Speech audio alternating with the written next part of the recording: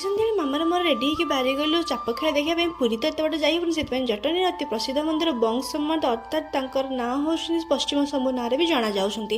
ମନ୍ଦିର ଭିତରେ ଗଲାବେଳେ ଦେଖିଲା କେହି ନାହାନ୍ତି, ସେଇଥିପାଇଁ ମୁଁ ଯାଇକି ଭାଇନାକୁ ଡାକିଲି। ଭାଇନା ମୋତେ ବାହାରୁ ହିଁ ଦର୍ଶନ କରାଇଥିଲେ। ଠାକୁରଙ୍କ ମୁହଁ ଦେଖି ଅତି ଖୁସି ଲାଗିଲା। କୋଳି ଆସି ଦେଖିଲି କେହି ଲୋକ ନଥିଲା କି ଆମର ଚାପ ଖେଳ ଆରମ୍ଭ ହୋଇନଥିଲା, ସେଥିପାଇଁ ମୁଁ ସେଠି ଅପେକ୍ଷା କରିଥିଲି। ଧୀରେ ଧୀରେ ଦେଖିଲା ବେଳକୁ ଗାଁ ସହରର ଲୋକ ଆସିକି ସେଠି ଜମାଟ ହେଉଥିଲେ। ଆମର ସେଠି ଭଜନ ସମାରୋହ ଆଉ ସବୁ ପ୍ରକାର ପ୍ରଚାରଣ ହେଉଥିଲା। ଧୀରେ ଧୀରେ ଆତିଶବାଦୀ ବି ସବୁ ଆରମ୍ଭ ହେଉଥିଲା। ଆମେ ସେ ସବୁର ମଜା ନେଉଥିଲୁ। ତା ଭିତରେ ସେଠି ଗାଁରୁ ଥିବା ଗୋଟେ ଆଣ୍ଟିଙ୍କ ସହିତ ମୋର ବହୁତ ଭଲ ସାଙ୍ଗ ହେଇଗଲା। ଆଉ ସେଠି ଯୋଉ ଭଜନ ହେଉଥିଲା ସେଠି ଭାଇନା ଭଲ ନାଚୁଥିଲେ। ଏମିତି ଭଜନରେ ମିଠା ବଣ୍ଟା ହେଉଥିଲା ପ୍ରସାଦ ରୂପରେ, ସେଥିପାଇଁ ରସଗୋଲା ଗୋଟେ ଖାଇଦେଲି। ଡାଇଟିଂ ଫାଇଟିଂ ସବୁ ବୁଲିକି ଧୀରେ ଧୀରେ ଆମ ଠାକୁରଙ୍କ ଚାପ ଖେଳ ବି ଆରମ୍ଭ ହେଲା। ଅତି ମନମୋହନ ଲାଗୁଥିଲା ତାଙ୍କ ଚାପ ଖେଳ ଦେଖି। ପ୍ରଭୁ ଡଙ୍ଗାରେ ବସି ଚାପ ଖେଳୁଥିବା ସହିତ ଭଜନ ସମାରୋହ ବି ଆନନ୍ଦ ନେଉଥିଲେ। ତାଙ୍କୁ ଦେଖିକି ଆମେ ବି ଆନନ୍ଦ ନେଉଥିଲୁ। ଅତି ମନମୋହନରେ ସବୁ କାମ ସରିଲା ପରେ ମମିର ମୋର ପଳେଇ ଆସିଲୁ। ଆଜି ପାଇଁ ଏତିକି। ପ୍ଲିଜ୍